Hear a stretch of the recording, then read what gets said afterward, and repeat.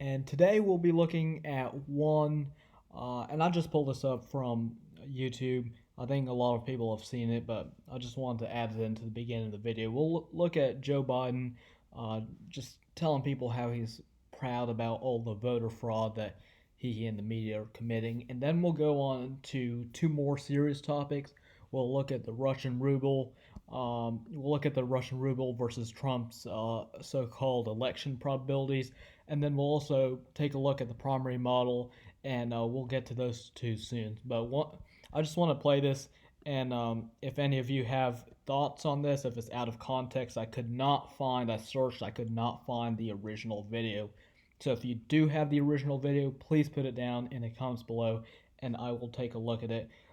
Again, I'm not sure if it's out of context, but he definitely misspoke on this, and we can just play this right here. We're in a situation where we have put together, and you guys did it for our the President Obama's administration before this. We have put together, I think, the most extensive and inclusive voter fraud organization in the history of American politics. Well, you have it right there, and yeah, I have a grandmother who's struggling with dementia, and when people get dementia they start to become more truthful. They kind of lose the ability to deceive others, because it's hard to deceive others when you're having trouble remembering what you're talking about in the first place. They just spit out something random, and most of the time it's something random that is true.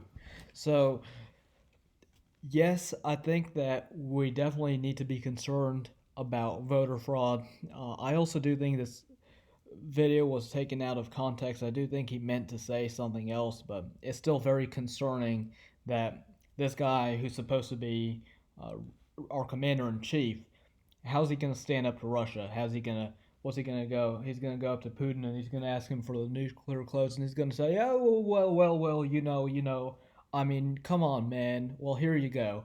And terrible situation. But what's more likely going to happen is Kamala Harris and the Democratic loonies and really the people didn't vote. They didn't like Kamala Harris. If you're a Democrat, you probably didn't vote for her. You voted for either Bernie Sanders or Joe Biden, and you can just see the 2020 Democratic primary map that I pulled up over here. These are the delegates, and yeah, it's a terrible situation that this guy's supposed to be the Democrats' best candidate. This is the best that they've put forward. So I'm not excited to see what's behind the scenes with the other Democrats that you guys did not choose.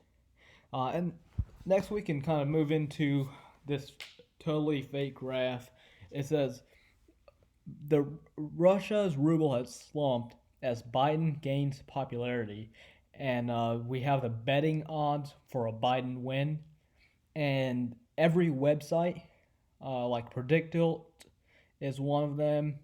There's tons of betting websites where people bet on the odds.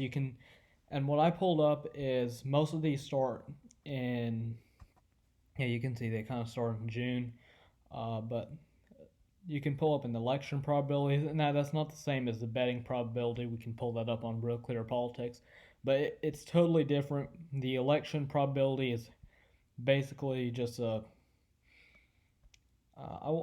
not exactly a parallel. They're kind of pushing each other away. The so-called election forecast by 538. We can hop on to Real Clear Politics. Let's go and look at the betting odds that are taking place. Let's see, latest betting odds. Let's look at this. Let's compare these betting odds with these. Sorry, this one. The betting odds loading. All right, we'll click it again.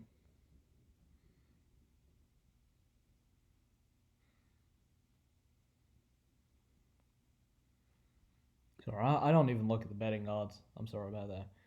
Here it goes through, but we'll see the betting odds. Um, you have the betting odds right here. They're totally. This is the look at the Biden graph, kind of betting odds, and and you look at this here. Biden kind of starts up all the way. I'm sorry, the ruble starts all the way up here, and the betting odds are down here at the bottom. Look, they're very close over here. But Joe Biden's betting odds are they really don't improve that much, contrary to what the graph might have you believe. We kind of start midway in this graph, and we start kind of close to we end up close to 65%. Here the excuse me. Here they'll have you believe that Joe Biden started all the way at the bottom, and made it like 100%. But we also have to look at the numbers that they use, um, the probabilities that they use over here are different. Here you kind of have the graph. It basically goes straight from 10 to 30, and then 35, and then kind of peaks out at 70. So you don't get the full picture. You don't get the full picture of the full 100%. So they'll have you believe that the betting odds changed drastically because they'll zoom in on the part of the graph that they want you to see, the part of the graph that's favorable for them that they want you to see. So they'll have you believe that Joe Biden's betting odds went up from 0 to 66%, but they really started at about 50 and they went up to 66. They started at 52 according to this one. So we went up 14 points over here. We started down at 45. We went to 65. So this one we gained 20 points. And then the Russian ruble, it just shows a steady decline. And I don't think that has anything to do with Biden's betting odds. I think that's just Trump put some sanctions down. 2018 coronavirus hit earlier this year, so I think the Russian economy is just in a bad place, and this graph is supposed to be the exchange rate with the United States dollar, and you can see it went down from 14 cents to 12 cents, which is pretty significant. But again, the graph is zoomed in, and they'll have you believe that it went from 100% to 0 if you're just looking at the graph. They don't provide you a baseline. You don't get the 0. You don't get the excuse me, I have coronavirus now. You don't get the point of origin on the graph, and yeah, here's another graph which is also supposed to be uh, the exchange rate. Um,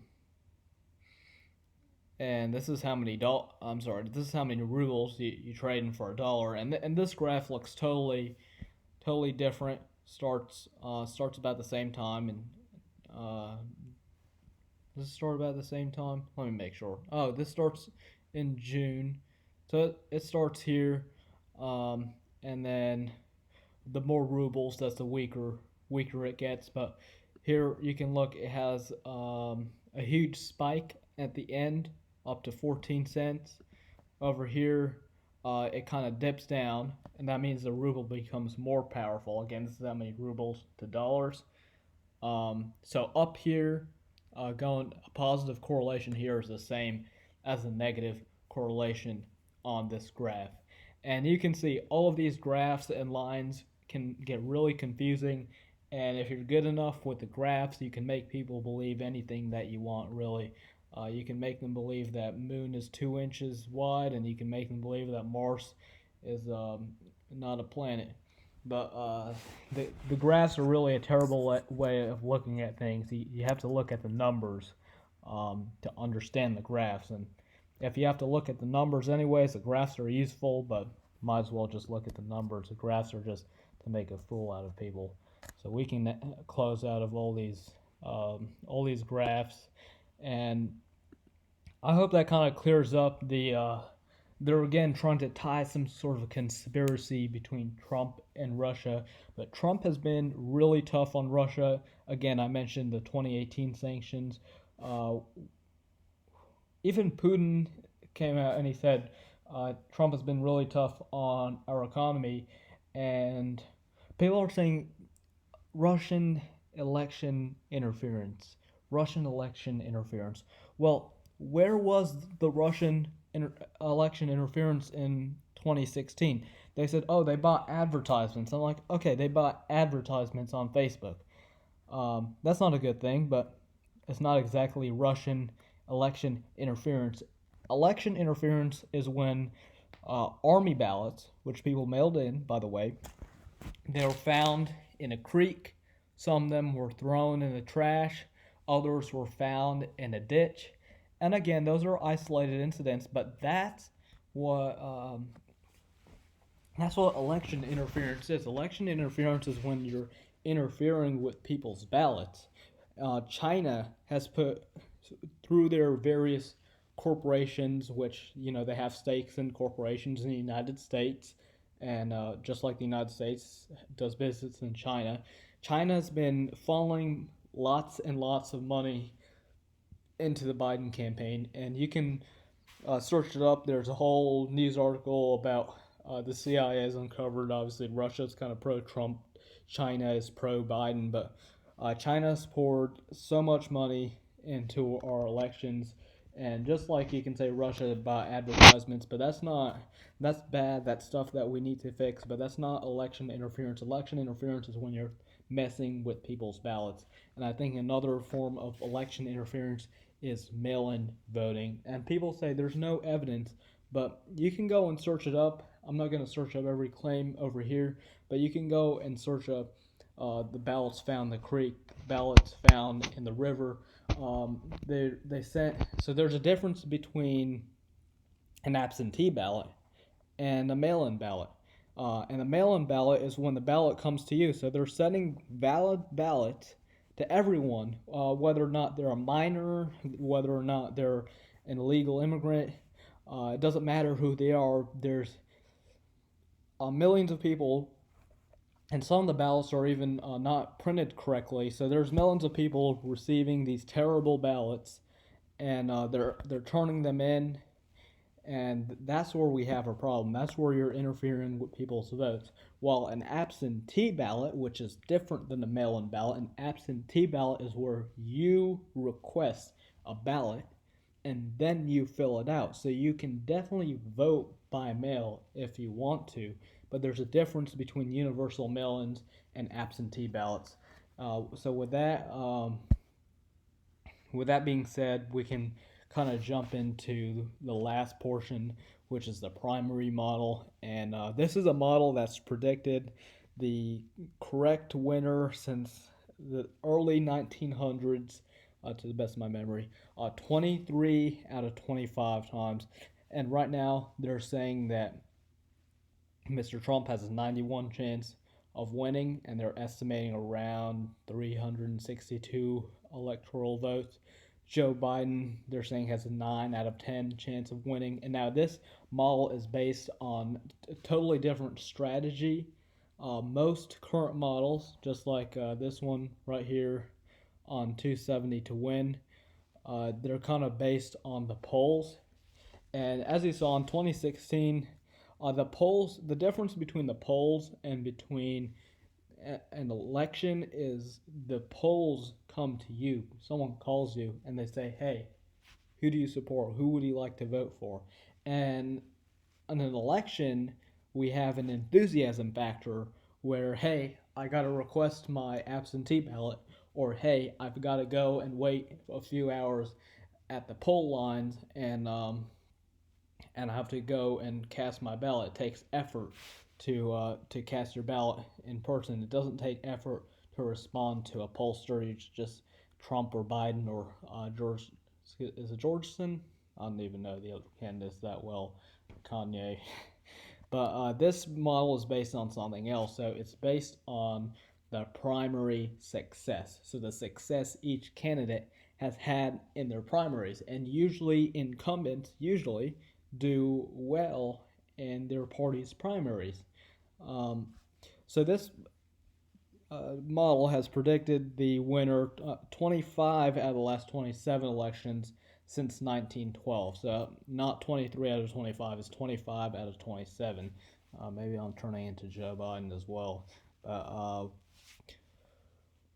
Scrolling down here, you can see that they've provided a few historical examples. This is the candidate that each party put forward.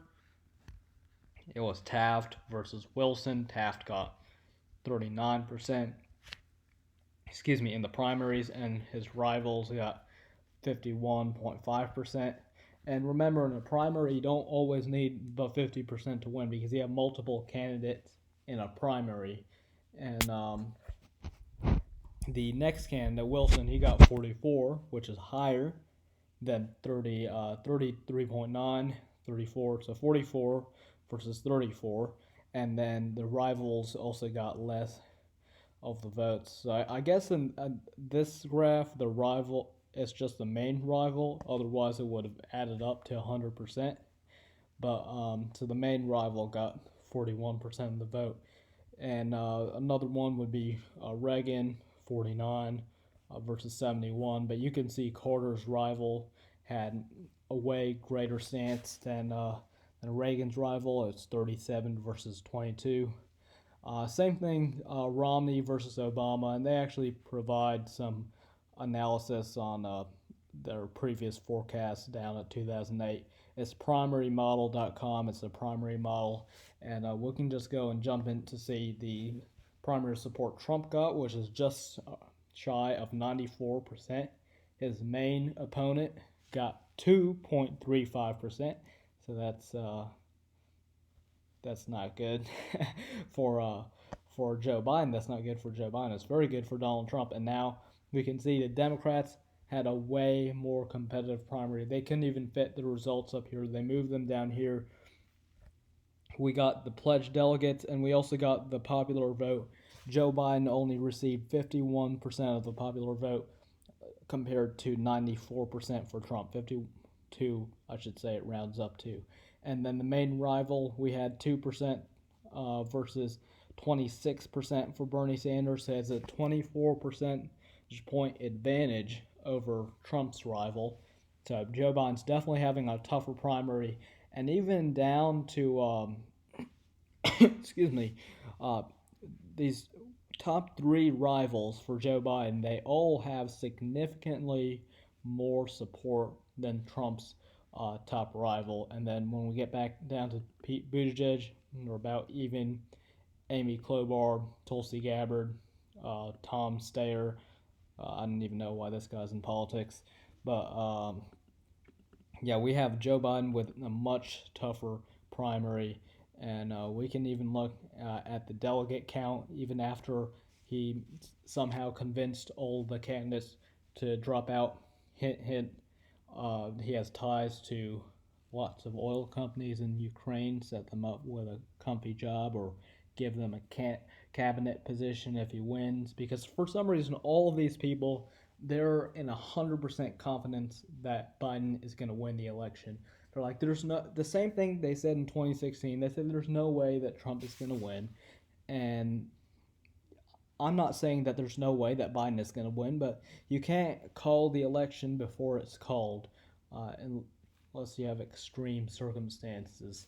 But they call the election and they pay the price, and they're calling the election this time. They're hedging. They're not even hedging their bets, so they may come out on top. But they certainly right now, I think it's about a coin toss, kind of resting on Pennsylvania and Florida to turn out either way. Those two states are going to be extremely important this election.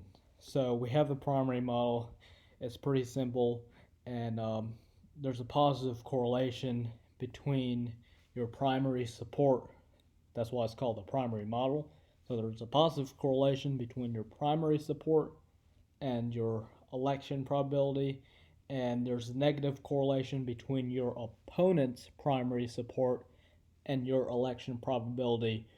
and there's a positive correlation between your opponent's rival's support and your election probability, and negative correlation between your opponent's support and your election probability. So there's 4 variables that they take into account. 4 variables is not a lot.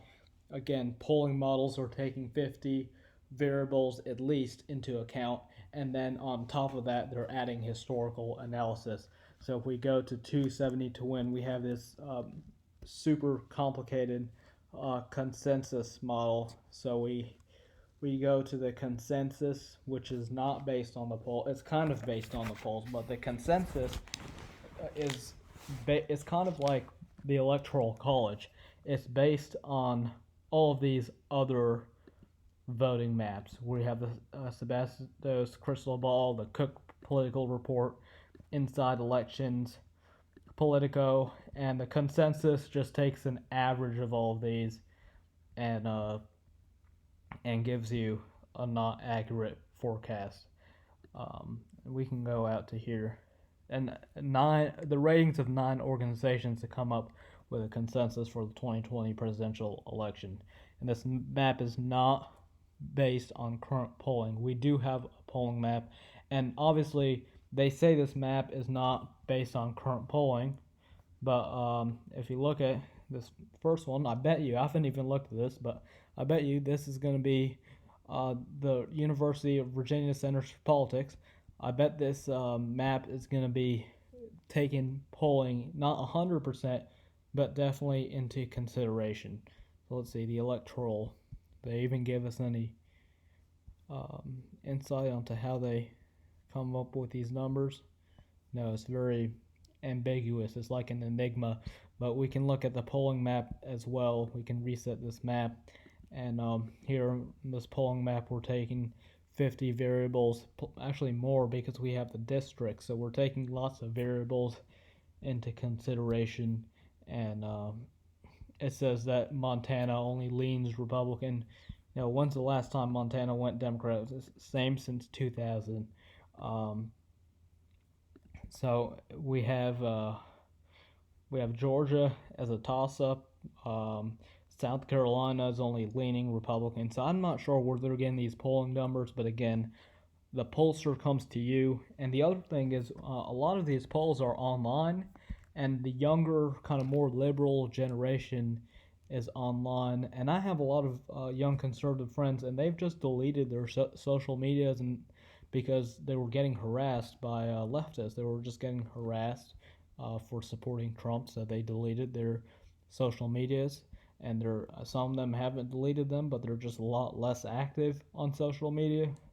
But that's where you get a lot of the polls. There's an advertisement on Instagram. Who do you support? You click it and you poll. And I personally, I've only been polled by one organization, and I'm sure that there's lots of polls, and they're not excuse me, they're not 100% accurate. And we can just, I think a better thing to look at, if you really want to look at the polls, is look at the latest polls versus 2016. And I went over this in a previous video. We'll go to the 2020 versus 2016 top battleground average. Trump is currently in the same place that Hillary was in that he was in 2016 versus Hillary. And we'll see Biden is plus 3.8, in the battlegrounds, and Clinton was up 3.8 in the battlegrounds, and she was supposed to win in the landslide. Now, if you're telling me you're using the same exact polling numbers to predict a landslide Biden victory, you've got to be kidding me. That's just the most ridiculous thing I've seen. This thing has been accurate 25 of the last 27 times. I'd trust this model more, but personally, I still am going to take it as a coin toss. Anyways, I hope you enjoy this kind of more in-depth analysis video. Let me know which cons you like more. I release a lot of kind of garbage content where you have Joe Biden's gaffes and Joe Biden saying that Abraham Lincoln's racist, stuff like that. Those things I use, they get a lot of views. There's not a lot of thinking involved. I just post something with an explanation, but I like these videos more, but I understand a lot of people don't have time to listen till the analysis. But let me know what you think in the comments below. Thank you so much for watching, and have a wonderful evening. No matter what time of day you're watching, it's 5 o'clock somewhere.